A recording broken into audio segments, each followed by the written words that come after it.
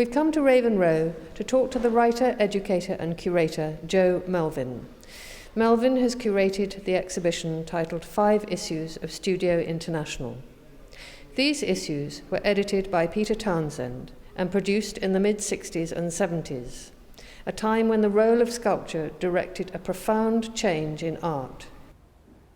Well, I think this is an important starting point for the exhibition, 5 Issues of Studio International, with this homage essay made by Lawrence Weiner to Peter after he died, how he describes Peter's character, Peter's walking through London, Peter's presence, and how Peter brought people along with him, so that the milieu around Peter is central to the concept and construction of this exhibition. It's that milieu, that network, that interactive network of artists, writers, thinkers, operations, strategies and tactics that is the construct of this exhibition. Can you tell us what drew your attention to Peter Townsend? I met Peter Townsend just after I finished my MA, and he was looking for someone to help him with his papers. When was this? What year was this? In 1992. He needed some help with going through his papers. So I started going through his papers, and as a consequence of that, obviously I knew Art Monthly. And as a consequence of that, I started having conversations with the artists that he had been working with, including Lawrence Weiner, Barry Flanagan, John Latham, many of the artists that we'll see in this exhibition as we go around. For somebody coming to visit this exhibition, it may seem peculiar that you focused only on one publication. That's a deliberate strategy, of course. Can you explain, can you give us a bit of context about that? Can you explain why the reasoning is? It seems a limited, perhaps, viewpoint from our contemporary standing now. Absolutely. I think the notion of a limited viewpoint enables an extraordinary flowering. I think if we try and be too general, we are at risk of being too general, of not being detailed. So it's very particular to home in on the specificities, and the specificities are this actual magazine. I've looked at particular magazines before in sort of isolation, in detail, and the parallels and cross sections between them. And of course, some of that comes into this exhibition, some of these crossovers and interrelationships between, how Art Forum, for instance, is writing about New York-based practices as opposed to how a British publication is writing about New York-based practices at a time when New York-based practices are not going outside New York. So how does it look to British artists in the UK when they come across the exposure of a young artist, like, for example, Joseph Kossuth, who doesn't actually feature in this exhibition except in the Seth Sieglau guest-edited issue, which is one of the issues which is focused upon. So the idea of actually narrowing down to one enables a proper, thorough investigation.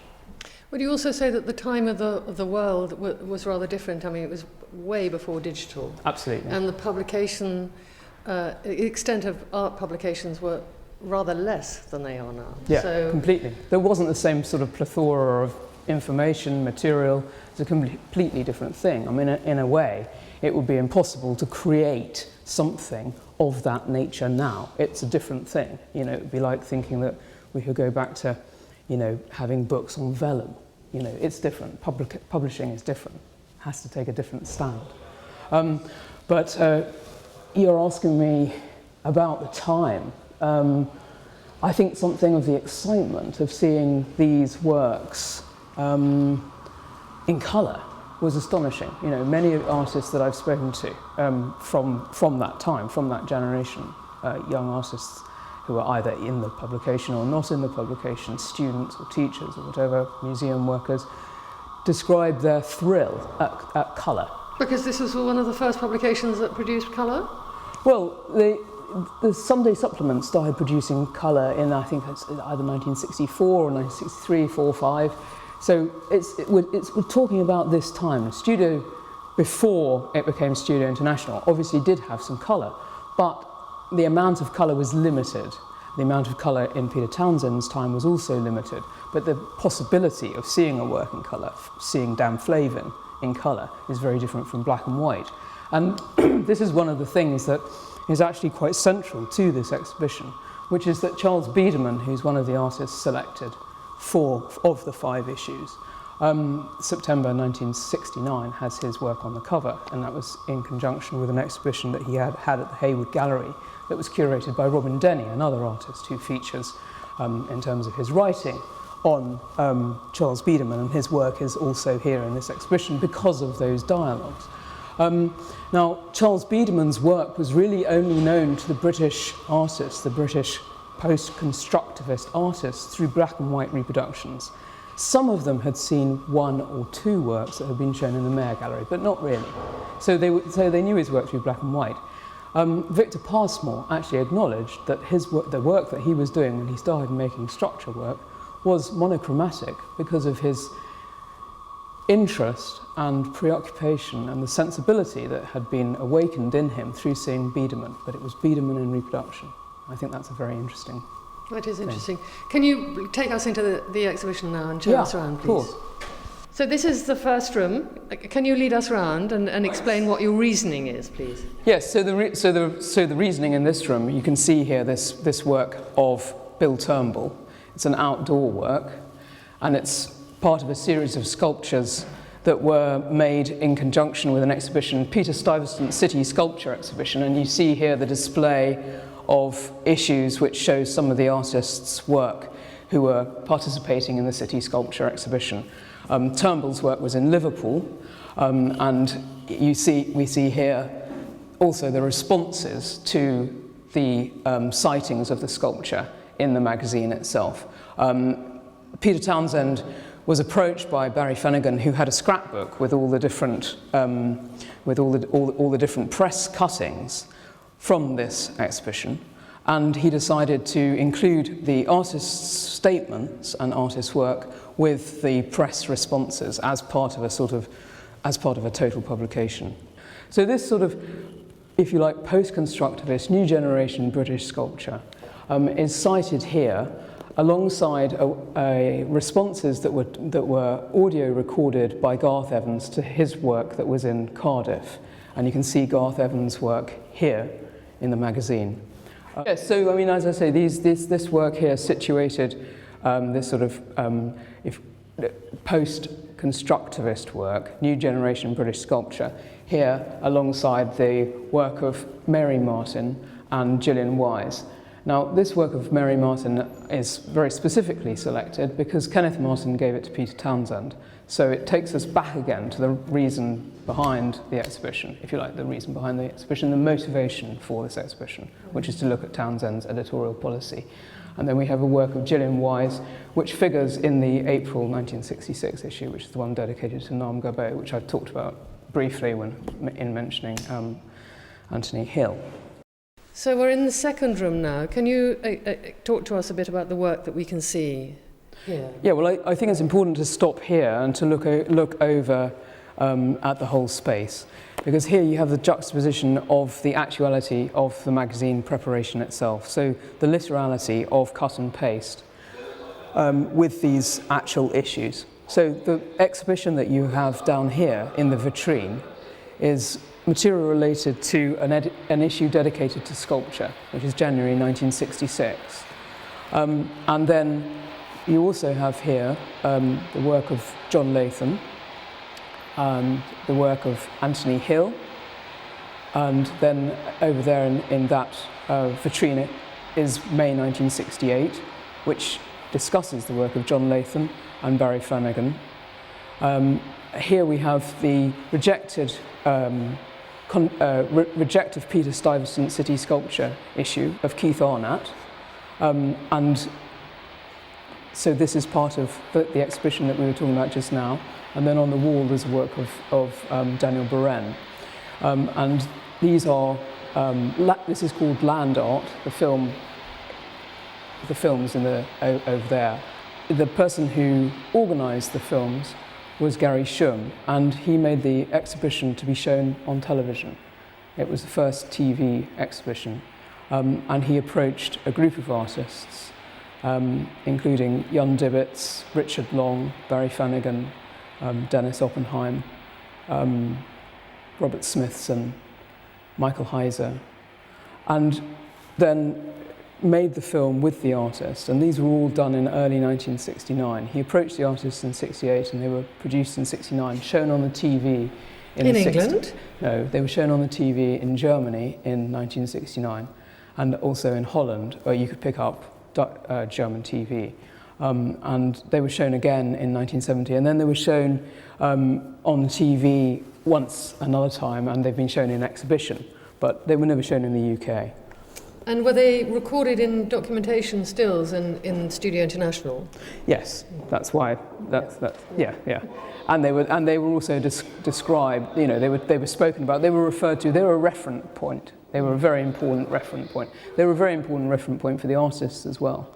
The process of actually making the films was very important to them. That's really interesting, because there's such a vast chasm of differences between John Latham's work and Oppenheim and so forth, Jan Ibitz. And it's wonderful to see them speaking to each other here in this space, and drawn together, kind of bridged together by Studio International, really. Yeah, absolutely. And another iteration, when they do get drawn together in Studio International, is in this one here, which is the guest edit of Seth Siegelau, when Siegelau gave the pages, 8 pages, to his selected writers, critics, as he called them, and then the selected writers, critics, gave their 8 pages to artists. So, for instance, here we have Michel Clara's selection, and he selected just one artist, and that was Daniel Buren. Then here there's Charles Harrison's group of artists, and the first one you see here is Keith Arnott, and you see the failed concept, you know, the rejected concept of the Peter Stuyvesant city sculpture. And then this is from Hans Strelow's selection, and that was Jan Dibitz was one of the artists. Dibitz was one of 2 artists that Hans Strelo chose. And then up here you have Germano Celant, the last page of Germano Celant, which is sort of juxtaposed against Daniel Buren. And then here, this is a particularly important one, which is also part of Germano Celant's, which is Michelangelo Pistoletto. And what Pistoletto has done is actually trace a work of Bill Turnbull, which was shown on the front cover of an issue dedicated to sculpture in 1965. So he actually draws over the Turnbull. 5 years later. Produces it as his work, yeah. Very amusing. This is, I've mentioned Naum Garbeau and the constructivist issue of 1966. Garbeau's work, he describes the making of this. This is kinetic construction standing wave, which is on loan from Tate. And he had it remade for Pontius Hilton's exhibition, The Machine, in New York at MoMA in 1968, that ran into 1969. He had it remade because although the Tate owned it, Garbeau didn't want it to go to New York because it was too fragile. And so he approached EAT, the Experiment in Art and Technology people, and asked them if they would work with him in America, New York, and asked them if they would work on making, a remake, basically. But because it was made in 1920, the technology obviously was very different in 1968. So a bit like what we're talking about with print technology and so on and so forth. So it was a question of whether he should replicate those technological situations or whether he should actually use the new ones. And he decided to use the new ones. EAT was, as I say, experiments in art and technology. It was collaborations between engineers and artists. It was an extremely interesting and important operation, something that Townsend was fascinated by. And that was covered by Studio International in the May issue 1968, which features in this room the work that they were doing, EAT. It's an interesting time in technology and art. Yeah. Because it's sort of nudging up to the cusp of a change. Yeah. A serious change. Yeah. Which. Yeah. And it's a social change, political change, it's a change in all aspects of society. And here we have this incredible work of Charles Biederman. Biederman features on the cover of the September 1969 issue that I've mentioned before, when he's written about by Robin Denny. Robin Denny actually curated that exhibition in the Hayward Gallery. And this is one of those pieces which the British structurists, as they call themselves, were drawn to. And I think you can see why. It's absolutely astonishing work. The construction of it is completely amazing. The colours, the relationship between colours, the linearity, the fact that it's an exploding painting, that it's between painting and sculpture, the vibrance of the colour. I think these are all incredibly interesting and amazing things. Also, Biederman was a very influential thinker, and in a sort of rather unassuming fashion, perhaps a little bit like Townsend in a way. Although he was the author of several books, they were self-published, and his Art as a Theory of Visual Knowledge was a must-read amongst a certain bunch of artists. He also had correspondences with many, many artists, and people went to visit him in Red Wing, Minnesota. Garth Evans, for instance, remembers seeing him at his studio. He had a long correspondence with Townsend, and he was also close friends with Nam Gabo. So, these are all sort of some of the things that I'm trying to draw out. And here we have a structure of John Ernest. John Ernest was one of the people who was British, he was an American artist, but he worked and lived in the UK. And he was a structurist. He taught at Chelsea. He was good friends with Nam Gabo. And he was extremely interested in the relationship between art and maths, the mathematical purity of form, and the sort of idea of repetition and difference. And also in the project of what sculpture could do as a propositional thing, which, picking up on the sort of constructivist principles. So I think it's very important to look at this work of Tucker, of Bill Tucker, in terms of how he's situated beside and with John Ernest and Charles Biederman and Robin Denny and Nam Gabo, and on the cusp here with this room, with the John Latham, the Barry Flanagan, and the land art, and then also this work here of John Latham's Big Breather, the film piece, because it acts as a kind of hinge, a sort of pivot between this kind of investigation and this exploding out of sculpture. And I'd also like to point out this work of Lawrence Weiner, which is up here. You saw the Weiner essay, the homage, in the entrance space, and this is a piece, a text work. And it was meant to be displayed in this way. Yeah. He has specific instructions, which the installer can interpret. So this is a magazine exhibition. It was organised by the American critic and writer Lucy Lippard, and she approached Peter Townsend with an exhibition project that she had cited in the SVA, School of Visual Art in New York. And she'd invited a number of artists to take up a pose, which they would then get a group. The exhibition was called Groups. Take up a pose which they would then come back to on a daily basis. So that her instructions were that there should be 7 shots taken over a space of a week. So obviously the kind of natural process of time would figure in these submissions, but each of the artists interpreted it very differently, and so she found that despite her specific instructions, artists' interpretations gave a huge amount of scope for invention and creation. And these are 2 of the submissions. So these are the submissions that she included, as I say, in the exhibition. She approached Townsend with the idea that the exhibition could be cited in the magazine, and it was cited in the magazine in March 1970. And there were a number of artists who were part of the magazine exhibition, some who actually hadn't been Some of them got sort of lost in the mix. You know, they didn't necessarily have exactly the same people who'd been shown in the School of Visual Art. But this was Adrian Piper's groups, and this is Douglas Hubler's groups. It's interesting that Lucy Lippard proposed this. Her work is quite often about environment.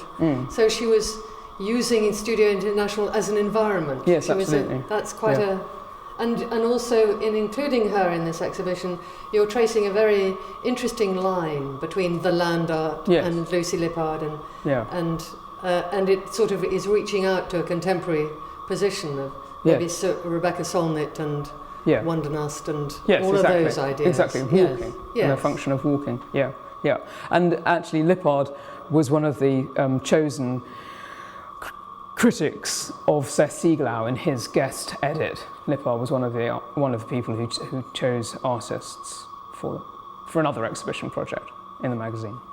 These are photographs of an exhibition of Daniel Buren in Brussels at a gallery called MTL, and this is Jan Dibbett's drawings, notations for an article on his work that was written by the American art historian and critic, contributing editor of Studio International, Barbara Rice. This vitrine has material that was sent to Barbara in her capacity as contributing editor. And the other work here that I'd like to point out is from Jan Dibbett's. At the top, it's a postcard piece, and there's a spot on the postcard. And then on the back, it reads, your address was written whilst I was standing at the spot indicated on the overside. And sort of echoing his works when slipping perspective, really. Yeah, absolutely. Yeah, but being materially present. Okay, well, I'd like to point out in this room the Biedermann. And this is a Biedermann that was actually given to Robin Denny, as I said, when he came over and did that exhibition, when he had the exhibition in 1969. So this is continuing and sort of manifesting the kind of relationship between these artists. And we also have John Latham, a 1-second drawing. Latham did a whole series of 1-second drawings, which he began in the 60s. Some of them, too, were actually published in Studio International. One of them was published in the Seth Sieglau special edit in Charles Harrison's section. There was a 1-second drawing. And there was another occasion when he had a 1-second drawing which figured as a kind of ad. So it sort of slipped in, like in the relationship between whether it's art or is it advertising, how is it placed. What was it advertising? It was in conjunction with the APG, Artist Placement Group. So really extraordinary way of drawing back in, using the medium, using the press, using the publication as a medium for citing work and for bringing a readership into a different relation with practice and the notion of practice and what it can do. Which is obviously part of, I say obviously, I mean is very much part of Naam Garbo's conviction for manifestation of public sculpture. So it's a question of interpretation. Interpretation is absolutely key to what we're talking about, how work is situated, what it's juxtaposed up against, and what dialogues ensue because of that. So, and I think this is a really beautiful Naam Garbo. I mean, you can actually just feel the air going through it. And air, we've talked about flux, sort of relationship between what is and what isn't, what's present and absent. One of the articles that features, not in this room, but in one of the rooms downstairs, in the room where we had the Latham, the large Latham, was May 1969. Those works are in relation to that particular issue. And there's an article by a young American artist and curator, a guy called Willoughby Sharp, which was called Air Art. And it opens with a statement of Naam Garbo, and that's a propositional statement, which is art acts, ... So we have this notion of art's operative function, art's potential for generating action, which I think is really crucial. And here I think it's quite interesting because you can actually see the Peter Stuyvesant Foundation. So this is an actual announcement for the Stuyvesant collection of painting with a work of Robin Denny. Is that a picture of Robin Denny? Yeah, it is, yeah. And this is April 1966. So, and here you have the work Gillian Wise that you saw downstairs. So this is Nicholas Schoeffer, and Nicholas Schoeffer was one of the artists who was in dialogue with Naum Garbeau. And you can see the most extraordinary feast of colour, movement, it's sculptural, sort of film kinetic, and kinetic, and air and interaction. And you can just see how it goes around. I mean, you can see the echoes of Mahoney Nard. You know, the explosion of constructivism. It's hypnotic. Yeah, it's beautiful. And it's also good to see round the back. It's also good to see behind the screen. And sometimes I can't quite see if I'm looking at the shadow or the form or the reflection. Well, the shadow it's always changing. You know, it's never the same. It's always changing. The way the lights, you know, are timed. The way the lights go on and off. The differences, you know, the patterns, the formations that they have are always changing. So one's experience is constantly in flux. It is. It's very beautiful. So this is another work of John Ernest, and John Ernest and William Tucker down here, and then again we have Jan Dibbitt's a postcard from Bruce MacLean, and a photograph taken while Richard Long was making the film work that he made with Gary Shum, which you saw in the Land Art film downstairs, which is, I think it's good to have a look closely at it. Are some of these not included in the magazines, but part of your collection from Peter Townsend? Or These were actually sent to Charles Harrison by the artists concerned. But no, there aren't any things that are mine in the exhibition, except for the magazines themselves, and also the essay piece that Lawrence Weiner did, that he made for Peter. And this is a contribution of Keith Arnott to his contribution to Charles Harrison's section in the Seth Siegel issue. And you see the actual work here, the text work, which you see downstairs in the space. And then this is really, really nice, this postcard, when you have here 5 Miles Shout, here, the Abbey, from the Abbey, and art as an act of omission. And then this is a specification for an art condition, again, a piece of Arnott, a text piece of Arnott. And they were all part of that July-August 1970, one of the issues. I think this is very important because you can see the kind of correlations between the way he's making work and the kind of the application of form and structure. I mean, he was in correspondence with and in homage with, but also in dialogue with Biedermann and Garbeau. And then you have him and his contemporary Anthony Hill, who you saw downstairs, who are involved in this kind of extraordinary sort of opening out of the picture plane, so that the literality of its surface becomes something exploratory and sculptural. You can actually, you know, go into it. Okay, so this is another Naum Garbeau, and this is a maquette for public sculpture, a Beekendorf sculpture in Rotterdam.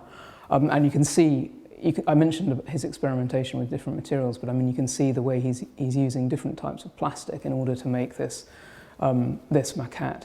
And it was a piece that he wanted to embody fluidity, and he describes this to Townsend. And he describes this to Townsend actually at the time when he had the issue dedicated to him, which was in April 1966. And Townsend wrote up his notes of their conversation. He kept these little red books, and he wrote up his notes of recollecting that description of trying to find a material that would actually be flexible enough to contain this possibility, this fluid possibility, but also strong. Was he able to make the full-size version? Well, he did, but unfortunately he didn't use the materials that he would have ideally liked to use. Mm. So if we can go through to this room.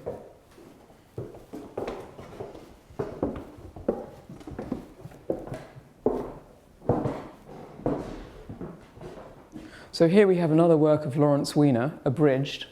and it's a very interesting juxtaposition. This is an exhibition, a conceptual art exhibition organised by Barry Flanagan. He took the work of artists who he considered were working within a conceptual paradigm of investigation to New York, and he showed this work in Lucy Lippard's loft and also in the Fishback Gallery. So it's very important to look at and to see who those artists are. I mean, we have John Latham. And the places they were shown. Yeah, John Latham, Rudolph Lowe, Bruce MacLean, Event Structure Research Group, Barry Flanagan and Richard Long.